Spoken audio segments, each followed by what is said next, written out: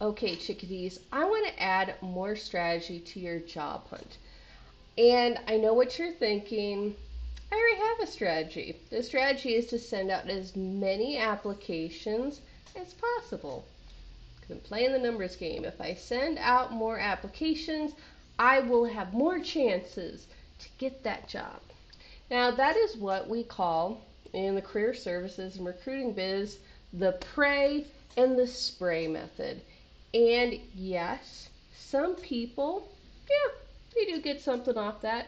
Now, the unfortunate thing is that a lot of folks also get really burnt out by doing that because, like, let's be real, right now in the job market, particularly if you are in tech, there's a lot of people who are praying and spraying out there. There's a lot of jobs, and let's let's face it, there's a lot of what they call ghost jobs or zombie jobs.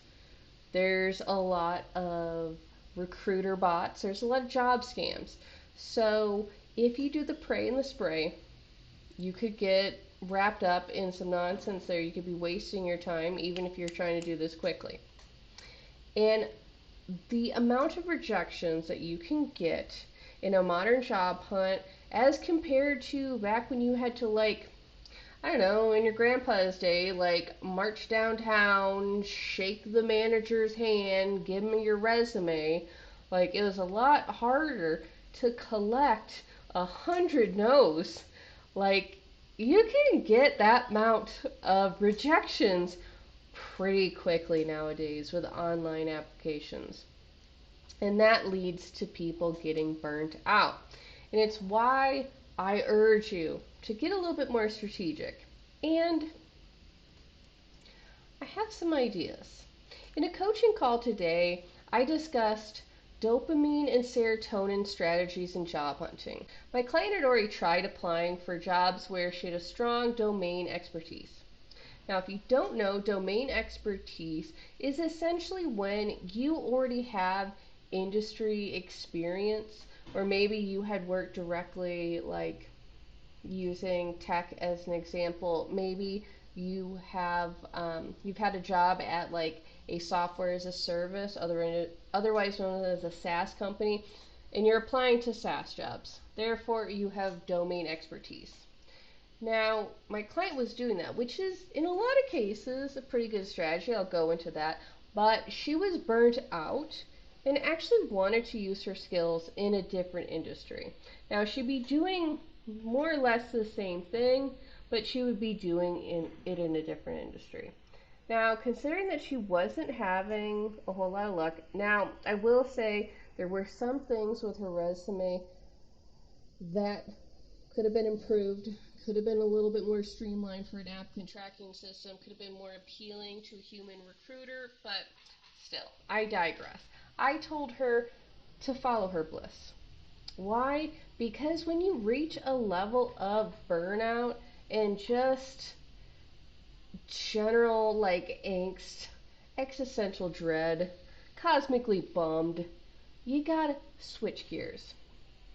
Now, you might be wondering, what are you talking about when it comes to dopamine or serotonin? Especially those of y'all who are like, hey, that's some pop psychology stuff. Those are brain chemicals.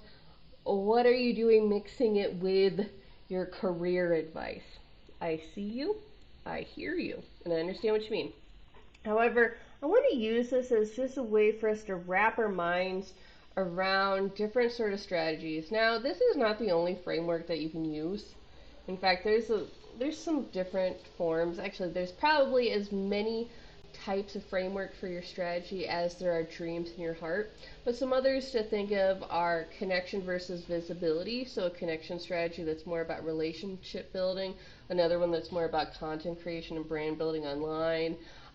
Maybe, being a specialist or a generalist, like honing in on a niche skill set or just diversifying your experience. But I wanted to talk about serotonin and dopamine because I think a lot of folks are not really getting strategic which has always been the case. But because the job market is so rough, particularly in tech and creative fields, people are getting desperate. And they're kind of they're operating from a panic space. And if you watch Dune or you read the book, you know that fear is the mind killer. Now, what I mean when I talk about dopamine, like a dopamine approach to job hunting, and that is focusing on tasks or goals that trigger progress and achievement.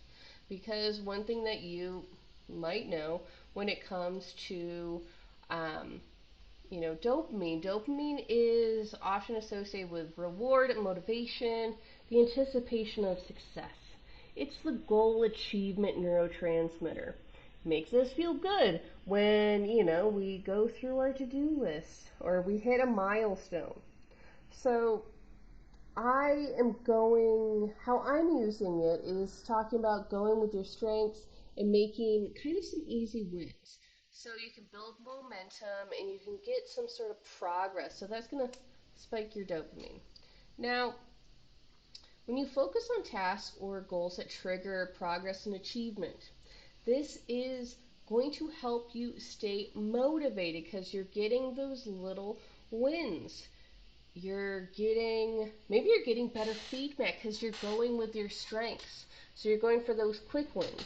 You're going to go and focus where you're competitive, which is what my client had been doing.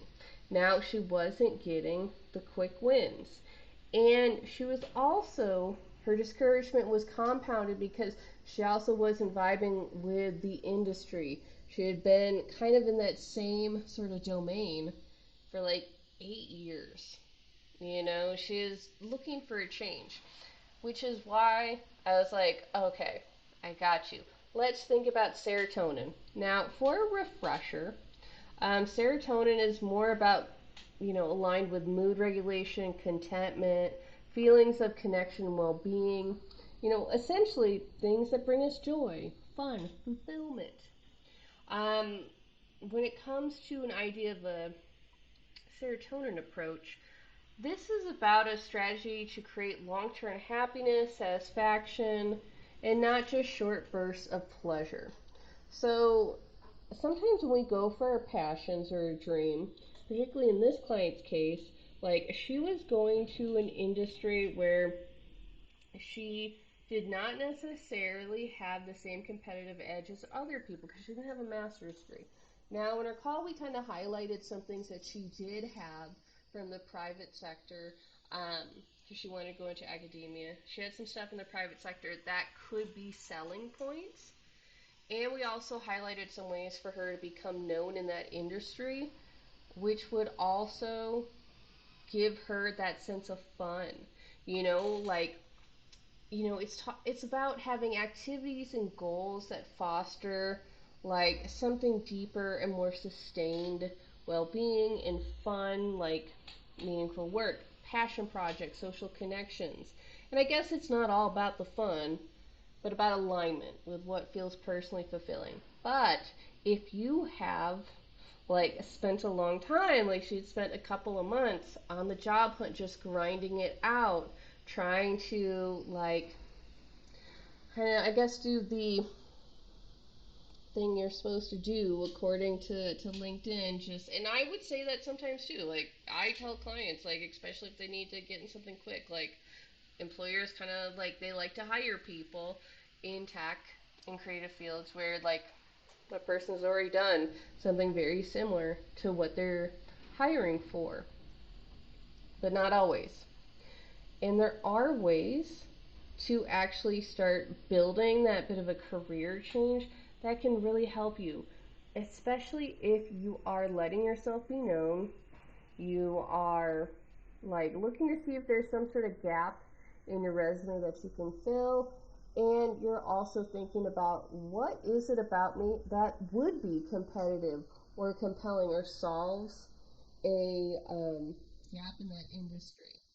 Now, I have experience with the industry that she wants to go in, so I could give her some clues on, like, okay, here's some places where these are the type of jobs where even in the university system, like, you would have a competitive advantage because they're trying to move into this space.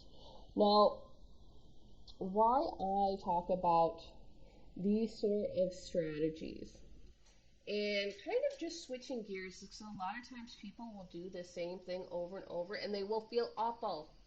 Like they will just feel bad, you know? Like they will grind themselves into a sad little pulp and they will have no energy. They'll do the same thing. It'll affect their mindset, their attitude, all the stuff because they think they just have to keep grinding out at the same thing. Honestly, your job hunting or career building strategy shouldn't be static.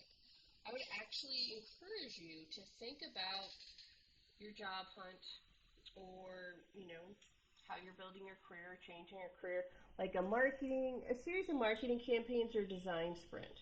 So focus on one niche or industry or position at a time. That's going to give you the space for deep work and focus without making your brain shift gears constantly. Like, even if you're job hunting all day, which a lot of people are, they're like, okay, I'm doing this deep work, I'm batching my tasks by job hunting. However, they're making their brain work harder because they're switching context unnecessarily. So here's what I mean by that. Let's say it's a good afternoon to job hunt, and you got 3 jobs on your docket that you're going to apply for. Now, the first one is a user experience generalist at a university. The second is a user experience researcher at a cryptocurrency startup. And the third one is a UX UI designer at a major retailer. I don't know, like Costco or something.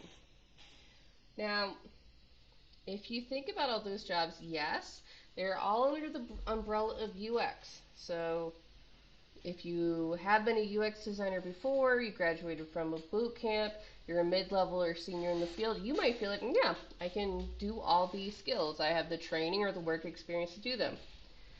True. And you could apply for all those. However, when you do them all in a row, you are doing a lot of work, both tweaking your resume and also in your head. Because what a university wants is going to be different from a fintech company, and that's going to be different from like a major corporation versus a startup. So you have to when you're writing your cover letter, you're tweaking your resume, especially if you don't actually have any sort of system or specific versions of your resume that you're using for some of these different roles.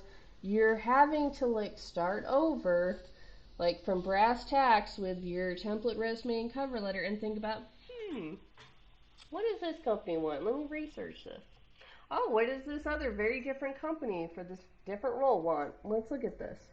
You're making your brain work really hard. You're switching tasks far more than if you just applied to 3 user experience generalist positions in educational technology or higher education. And when you're kind of just going for the same roles in a row, you're going to notice patterns in the tools, the requirements, and the challenges associated with these job types.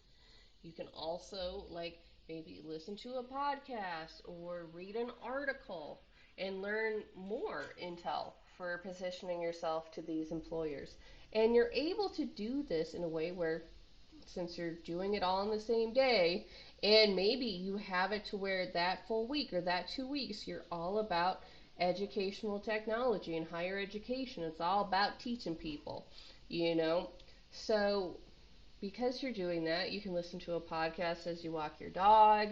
You can maybe arrange an informational interview or a little coffee chat with somebody who does user experience in an academic or educational environment. You can learn a little bit more. So when you're writing this stuff in your cover letter or you're, modifying your resume, you're going to be able to do it in a fashion where you know more about what these people want. You're also going to see these patterns. You might create oh, here's a really good line that I have in this cover letter. I can add it to the other cover letters.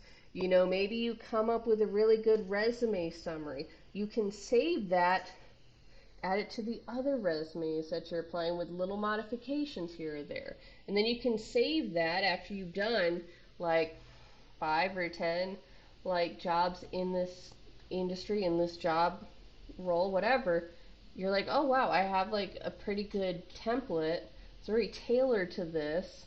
I have a decent cover letter, or at least some cover letters that I can cobble together to make a Franken cover letter for these roles. So the next time you see a role like that, you have a way quicker application because you already did a lot of the brain work. And let's say a week later, 2 weeks later, 3 weeks later, whatever your thing is, decide, okay, I've done a lot of this, now let's look at fintech, and you can do the same thing. And over time, you're going to be able to give your brain a lot more information on these jobs. You can do more research on the companies, you can do more networking, you're going to be a lot more intentional, and you might discover, oh wow, after I've done a little bit of research and reflection, I don't want to work in crypto. That's really good because that's going to save you time so you can focus on the things you do want. So, like I said, you want to work with your brain, not against it. Be strategic. Now, of course, there's not just these two approaches, the dopamine and the serotonin approach. There's plenty of different ways of thinking about your strategy. You could think about your having a strategy that's more about managing your energy. This could be really good for people who have chronic illnesses or a lot going on. You can decide how you're going to manage your time and split it between high energy tasks like creating a portfolio or networking, and then lower energy tasks like researching companies. And then you can kind of match your tasks with your energy rhythms. That's not a strategy that's necessarily like outward focused where you're like, okay, here's this specific company and this specific job.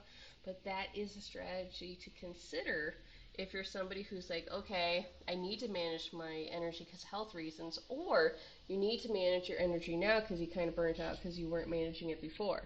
Um, there's some folks who think about their zone of genius, their zone of competence. There's different strategies like the 80-20 rule, the Pareto principle. So you can identify the 20% of job search activities that generate like 80% of the results. You get what I mean. So, why I suggest thinking about this, like I said before, is because you're going to save time, you're going to save energy, and you're going to be more empowered. Like let's face it. Like it feels like, whenever you can kind of take control of your destiny, or maybe not your destiny, but whatever little things that you can control in your world, you're going to feel better about it. And when you're job hunting, it's really easy to feel a little powerless, a little like lost in the wind, billowed by external forces. So when you get strategic, you think about what you want, you like have a plan, you know when to pivot and switch things up, you're going to feel more in control. And oftentimes you're going to think a little bit clearer. You're not going to come at this from a place of fear. You're going to come at it from a place of strength. So if this doesn't apply to you, if you're listening to all this and you're like, hey, you don't know my life, you don't know my story, that's okay. If it doesn't apply, you can just kind of scroll on by. But for some of the things that resonate for you, put it in your pocket. Try it out when you have the bandwidth to do so and see how it works for you. Let me know in the comments if you try any of these strategies and kind of what kind of effect it has for you, if any at all. Anyway, I hope you guys have a great day. As always, I'm Sammy, your career specialist. Bye.